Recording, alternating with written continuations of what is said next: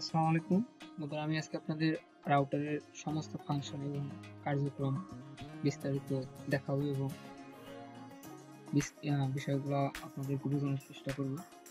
তো আমি প্রথমে যে আমরা রাউটারে লগ ইন করি কিংবা রাউটারে অ্যাক্সেস করি, router control panel, admin panel বা log in panel, log in manager, যেটাই বলেন না কেন। তো আমাদের প্রথমে এই প্যানেলে আসতে হলে আমাদের বিভিন্ন রাউটারের ভিন্ন ভিন্ন অ্যাড্রেস হয়ে থাকে, তবে ম্যাক্সিমাম রাউটারের ক্ষেত্রে 192.168.0.1 এই অ্যাড্রেসটা রাউটার ভেদে ভিন্ন হতে পারে, মডেল ভেদে ভিন্ন হতে পারে, ব্র্যান্ড ভেদে ভিন্ন হতে পারে। তো এটা আসলে আমরা এক্সাক্ট কিভাবে পাবো? এটা এই অ্যাক্সেস রাউটার অ্যাক্সেস করার যে অ্যাড্রেসটা, এটা প্রত্যেকটা রাউটারের গায়ে স্টিকারে এই অ্যাড্রেসটা দেওয়া থাকে। আপনারা যদি এই অ্যাড্রেসটা না পান, সেই ক্ষেত্রে আপনার যে রাউটার যদি টেন্ডা হয়ে থাকে, তাহলে টেন্ডা F6 রাউটার লগইন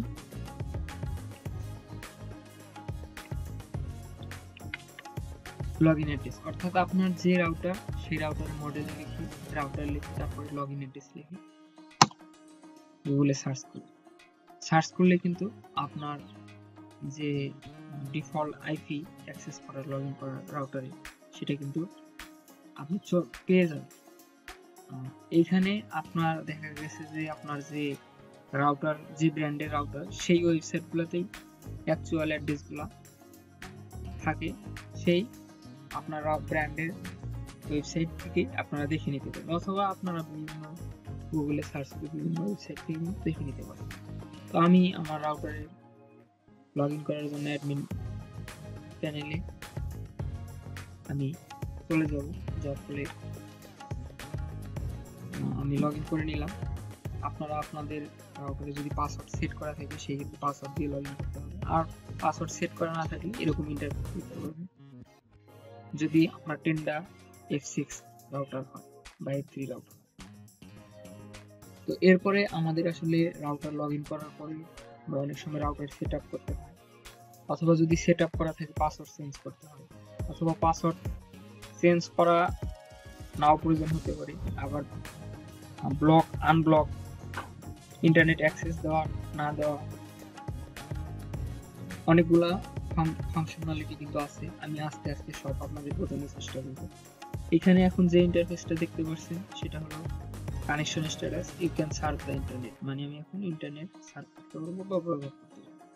এখন আমার রাউটারের 5টা ডিভাইস কানেক্টেড আছে, অর্থাৎ এই রাউটারের 5টা মোবাইল কিংবা কম্পিউটার সব মিলিয়ে 5টা ডিভাইস সংযুক্ত আছে। এখন ডাউনলোড স্পিড 853 এবং আপলোড স্পিড 23 kbps। এই kbps আর mbps এগুলো যদি আপনারা বিষয়বস্তু জানতে চান, তাহলে কমেন্টে জানান, আমি এই ধরনের ভিডিও নিয়ে আসবো বিষয়। আর কানেকশন স্ট্যাটাস TPP/oe, কতক্ষণ হলো আপনার কানেকশন এস্টাবলিশ আছে, অর্থাৎ কতক্ষণ হলো রাউটারটা চলতেছে, এটা হলো 1 ঘন্টা 5 মিনিট। ওয়ানের ম্যাক, ল্যানের আইপি, তারপরে ওয়ানের আইপি, এগুলো এখানে স্ট্যাটাস আকারে দেওয়া আছে। এরপরে আমরা যখন নেট সেট করতে হয়, সেই ক্ষেত্রে আমাদের আইএসপি থেকে একটা ইউজার নেম এবং পাসওয়ার্ডের প্রয়োজন হয়। আমরা সেই পাসওয়ার্ড এবং ইউজার নেম দিই কোথায়? এই TPP/oe এটাতে সিলেক্ট করি এবং দেন আমরা ইউজার নেম দিই এবং পাসওয়ার্ড দিই, দিয়ে কিন্তু আমরা সেভ দিলে কিন্তু আমাদের ইন্টারনেট অ্যাক্সেস করতে পারি। আপনি যদি এইখানে ভুল ইউজার নেম এবং ভুল পাসওয়ার্ড দেন, সেই ক্ষেত্রে কিন্তু আপনি ইন্টারনেট অ্যাক্সেস বা সার্ভ করতে পারবেন না। সেই ক্ষেত্রে আপনার আইএসপির কাছে, যারা ইন্টারনেট সংযোগ প্রদান করেছে, তাদের কাছে সঠিক পাসওয়ার্ড এবং ইউজার নেম জেনে আপনি এখানে দিবেন, এবং দিলে আপনার কিন্তু ইন্টারনেট কানেকশন হয়ে যাবে এবং আপনি ইন্টারনেট সার্ভ করতে পারবেন। আপনার কানেকশন টাইপ TPP/oe, এটাতে সিলেক্ট করতে হবে। আপনার যে কোনো রাউটারের ক্ষেত্রে আপনারা PPPoE এটাকে সিলেক্ট করে ইউজার নেম এবং পাসওয়ার্ড দিবেন, সেভ দিবেন, আপনার রাউটারে ইন্টারনেট চলে আসবে। তো আপনারা যদি সেকেন্ডারি হিসাবে ব্যবহার করতে চান, সেকেন্ডারি রাউটার হিসাবে ব্যবহার করতে চান, সেক্ষেত্রে আপনাকে স্ট্যাটিক আইপিতে রাখতে হবে। তো আমরা এখন রাউটার মোডেই যেহেতু ইউজ করবো, সেহেতু আমাদের এটা এখানে এরকমই থাকবে। এরপরে আসি ওয়্যারলেস সেটিং। ওয়্যারলেস সেটিং আসলে আমাদের যে পাসওয়ার্ডটা আমরা মোবাইলে দিয়ে কানেক্ট করি, সেই পাসওয়ার্ডটা কিন্তু এখানে দিতে হয়। তো এখানে যদি আমি চেঞ্জ করে দিই, সেই ক্ষেত্রে আমার যে ডিভাইসগুলো কানেক্ট আছে সেগুলো ডিসকানেক্ট হয়ে যাবে এবং এই নতুন পাসওয়ার্ড দিয়ে আবার কানেক্ট হবে। এখানে আমি যা লিখবো, লিখে সেভ করব। রাউটারটিতে কানেক্ট করতে গেলে আমাকে এইখানে যে পাসওয়ার্ডটি দিয়েছি সেটাই কিন্তু আমাকে দিতে হবে। তো আমি এখন চেঞ্জ করতেছি না, আপনাদের এডুকেশনের মানে আপনাদের দেখানোর পারপাসে, আমার উদ্দেশ্য কিন্তু আপনাদের দেখানোর বোঝানো আমার। এখন আমি চেঞ্জ করতেছি না। এরপরে আছে মাল্টি এসএসআইডি। আমাদের মাল্টি এসএসআইডির প্রয়োজন আসলে পড়ে না, খালি মাল্টি এসএসআইডি করে আমার রাউটারে প্রেসার ফলানোর কোনো প্রয়োজন নেই। সেই ক্ষেত্রে আমাদের এটা ডিসেবল থাকবে। এরপরে ওয়াইফাই সিগন্যাল স্ট্রেংথ। এখানে আপনার ওয়াইফাই সিগন্যাল স্ট্রেংথটা হাই করে রাখুন, তাহলে আপনার সিগন্যাল ভালো পাবেন, স্মুথ পাবেন। এরপরে ওয়াইফাই শিডিউল। আপনারা যদি ওয়াইফাই শিডিউল করতে চান, যেমন ধরেন আপনার রাউটার রাত 12টার পরে বন্ধ হয়ে যাবে, সেই ক্ষেত্রে এখানে কিন্তু আপনি টার্ন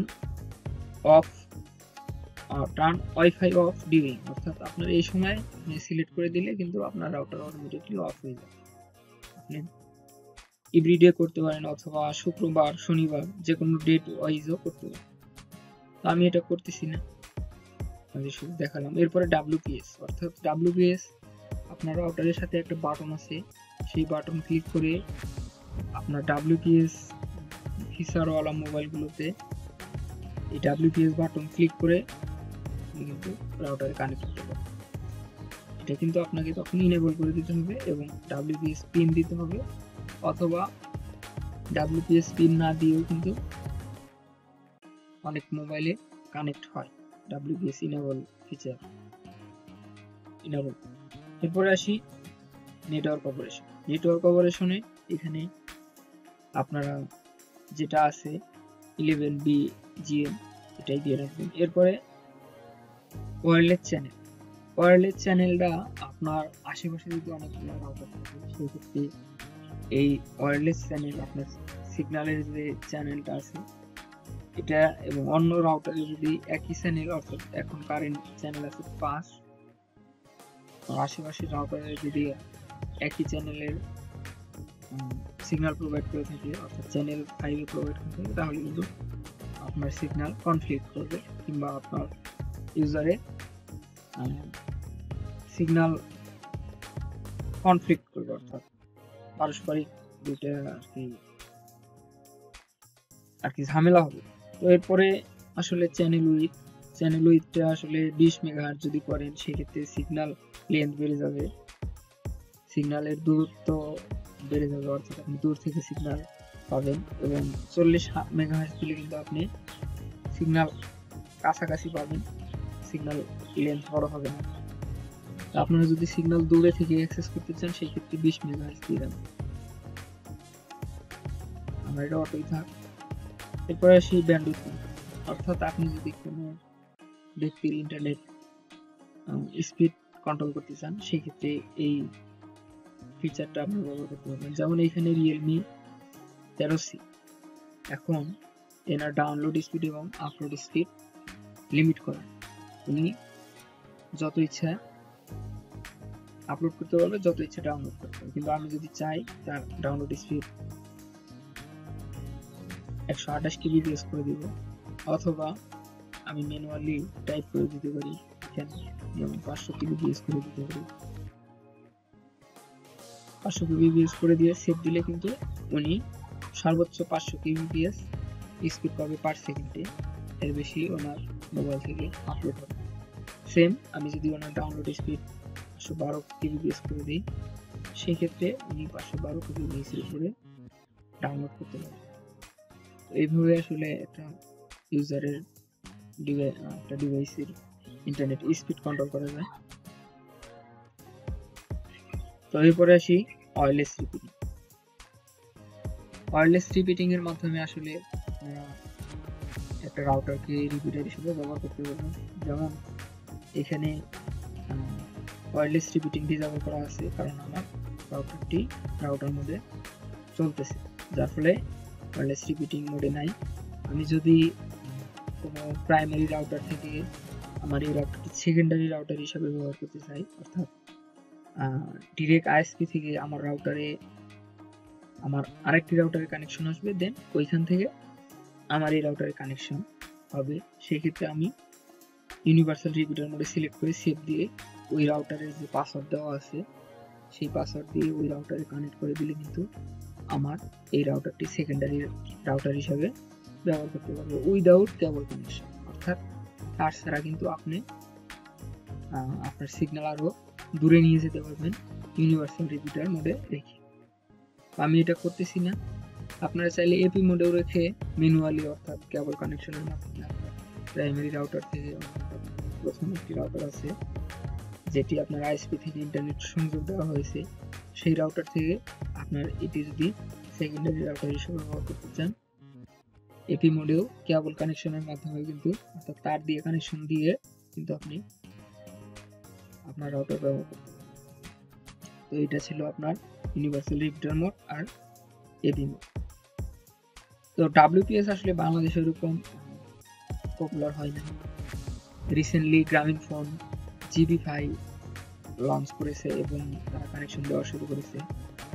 তো এরকম আসলে জিবি5 এর মতো যে বড় বড় wireless connection internet service provide করবে, এটা আসলে WISPর মতো বিষয়।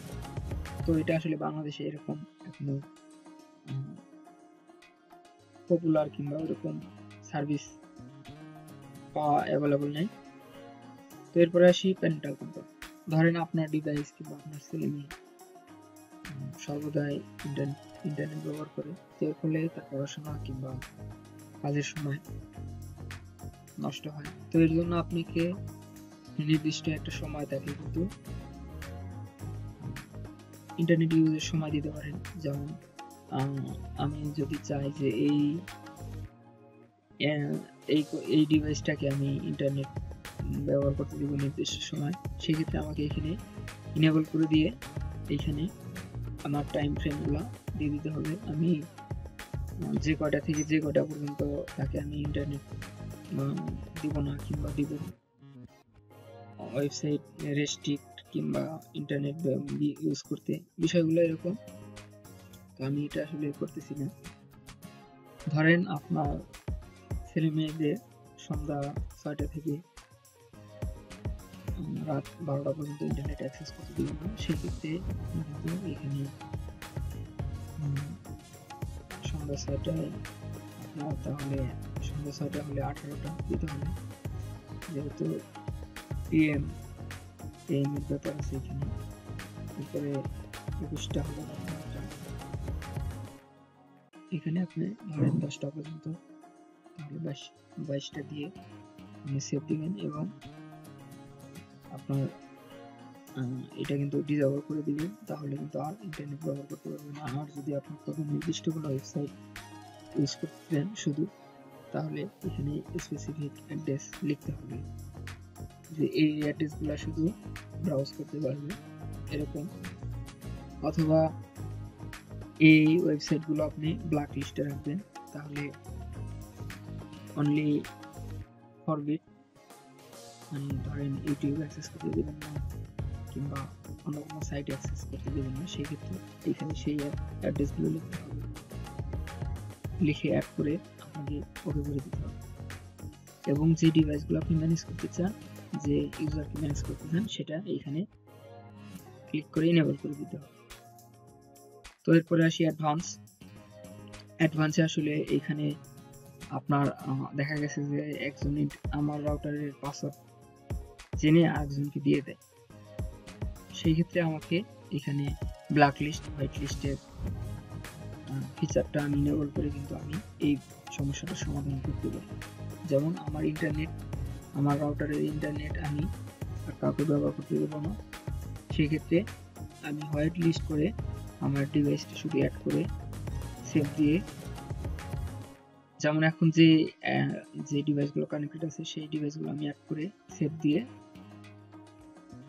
তারপরে আমি আর অন্যান্য ডিভাইসগুলো কানেক্ট করে করতে দিব না।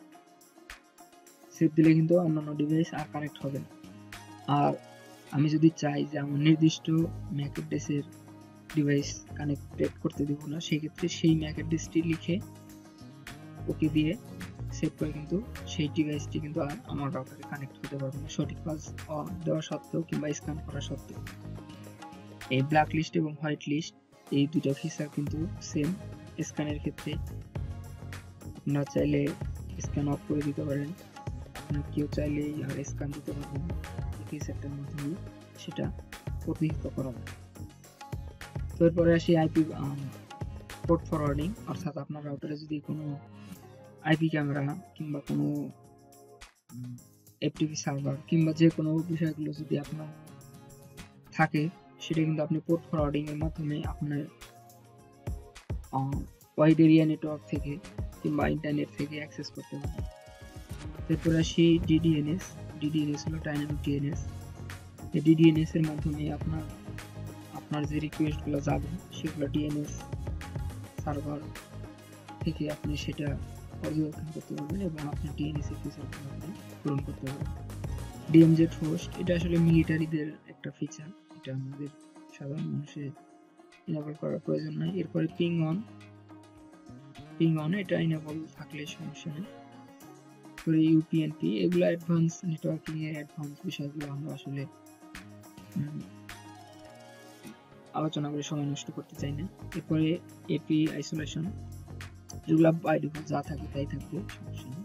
এরপর আসি আইপি ভার্সন 6। আইপি ভার্সন 6 আসলে বাংলাদেশে এরকম পপুলার আর ওরকম এখনো প্রয়োজন মনে করে না আইএসপিরা, যার ফলে এটা কোনো ওইভাবে কার্যক্রম শুরু হয়নি। তো এরপরে আসি অ্যাডমিনিস্ট্রেশন।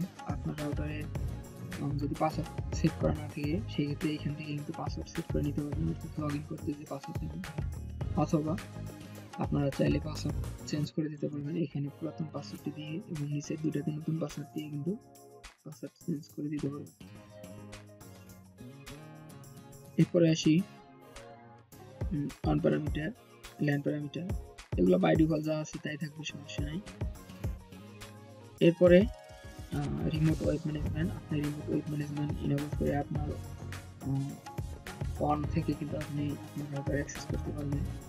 এবং আপনার টাইম জোন, আমরা বাংলাদেশে আছি, বাংলাদেশি টাইম জোন আছে, এটা অটোমেটিক্যালি সেট হয়ে যায়, অথবা আপনি ম্যানুয়ালি সেট করে দিয়ে আপনি কিন্তু সেভ করে দিতে পারেন। সিঙ্ক অটো মেইনটেন্স, এটা যদি আপনি ইনেবল করেন তাহলে আপনার নির্দিষ্ট সময়ে রাত্রে আপনার রাউটার অটোমেটিক্যালি বন্ধ হয়ে আবার চালু হবে এবং রাউটার তার ফিচারগুলো আবার ভালোভাবে পুনরায় কার্যক্রম শুরু করবে। এইভাবে কিন্তু একটা রাউটার কার্যক্রম পরিচালনা করে। আপনার যে কোনো বিষয়ে রাউটারের যে কোনো ফিচারে আমি একটা রাউটারের মডেলের সমস্ত ফিচারগুলো দেখানোর চেষ্টা করলাম। আপনার যদি এই বিষয়গুলো বুঝতে কিংবা কোনোটা আপনার সেটিং করতে সমস্যা হয়, কমেন্টে জানান, আমি অবশ্যই হেল্প করার চেষ্টা করব ইনশাআল্লাহ। আর আপনারা যদি এই বিষয়টা বুঝে থাকেন, এই রাউটারের সমস্ত ফিচারগুলো আমি বোঝানোর চেষ্টা করছি, এই বিষয়গুলো যদি আপনি বুঝে থাকেন, আপনি এই সেম বিষয়গুলো অন্যান্য ব্র্যান্ডের রাউটারে কিন্তু অ্যাপ্লাই করতে পারবেন। এই বিষয়গুলো সেমই, জাস্ট ইন্টারফেসটা হয়তো ভিন্ন হবে। যেমন আপনার ইন্টারনেট সেটিং যেটা PPPoE, এটার ইউজারনেম পাসওয়ার্ড দিয়ে আপনার যে কোনো ব্র্যান্ডের রাউটারে আপনি ইন্টারনেট কানেক্ট করতে পারবেন খুব সহজেই আইএসপি এর ইউজারনেম এবং পাসওয়ার্ড নিয়ে। তারপরে যেমন ওয়্যারলেস সেটিং থেকে আমি ওয়্যারলেস পাসওয়ার্ড বিষয়গুলো দেখালাম। হয়তোবা এরকম ডিজাইন থাকবে না রাউটারে, কিন্তু ইন্টারফেস ভিন্ন হবে, ব্র্যান্ড ভিন্ন হবে, কিন্তু মূল বিষয়গুলো সেম থাকবে। এই বিষয়গুলো যদি আপনি বুঝতে পারবেন, আপনি সমস্ত রাউটারই, সব ধরনের ব্র্যান্ডের রাউটারই আপনি কনফিগার করতে পারবেন, সমস্যা হলে সমাধান করতে পারবেন। আর যদি আপনারা কোনো কিছু না বুঝে থাকেন কমেন্টে জানান, আমি অবশ্যই হেল্প করার চেষ্টা করব ইনশাআল্লাহ। ধন্যবাদ।